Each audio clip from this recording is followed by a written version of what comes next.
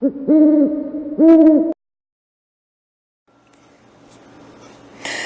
what's going on, guys? Nick the Shape here with another edition of Nick at Fright. Thank you so much for tuning in, and as I promised a couple weeks ago when I did my Tobe Hooper tribute video, I said I would do a little mini-series of reviews for Tobe Hooper's most famous films he directed. So, I decided to start with one of his most famous films, Poltergeist. So, I'm going to be honest with you guys, I did not know Tobe Hooper directed this film. I always thought Steven Spielberg directed it, but I discovered I was wrong. So, the film Poltergeist was released in 1982, which to me was right in the middle of the golden era for horror films. And in this film, we're introduced to the Freeling family.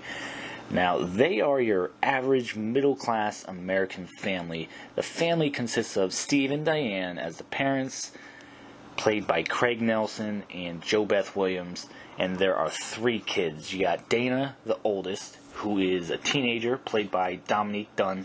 You got Robbie, who is 8, played by Oliver Robbins, and then last we have the 5-year-old Carol Ann, played by Heather O'Rourke. We can't forget about her.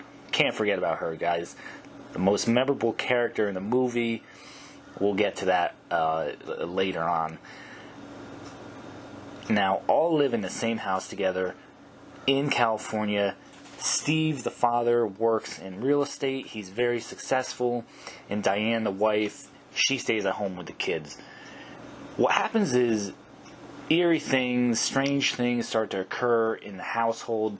The youngest Carol Ann starts hearing voices through the family's television set one night, and the whole entire family wakes up.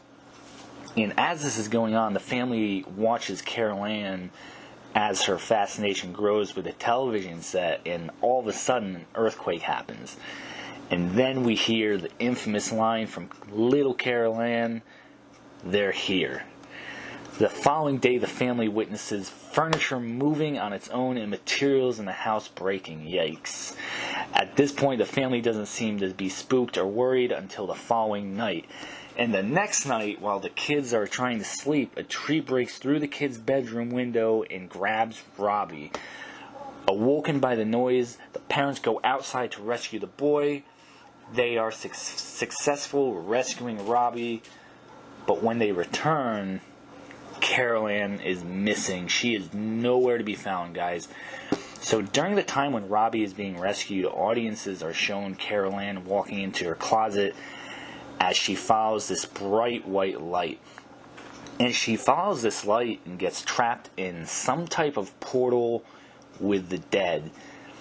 When the Freelings can't find Carol Ann, they start to panic, so they decide to hire a group of paranormal investigators to help them out with their crisis. And the paranormal investigators determine that their home is being intruded by poltergeists, and they decide to call upon a spiritual medium by the name of Tangina Barons, played by Zelda Rubinstein. Through a ritual led by Tangina, Carol is rescued with help from the family and paranormal investigators working together, and the mother going into the portal rescuing Carol Ann. I really enjoyed this film, even today in 2017, guys. It really stands the test of time. When I watched it, I told myself I had to go into this film with an open mind, because I was sure the special effects weren't going to be great because it's so old and outdated. And the other thing is, the acting in this movie was solid. We really can feel the pain and frustration of this family when Carol Ann goes missing. They don't know what to do. They can't run to the cops because the cops will think they're crazy. Will they ever find Carol Ann? Obviously they do. And the performance of Heather O'Rourke as Carol Ann is one of the top performers in this film. She's really unforgettable with that angelic face and that innocent voice. And we really are worried for her when she goes missing. But the performance to me that really stood out the most was Zelda Rubinstein's portrayal of Tangina. She was spectacular, guys.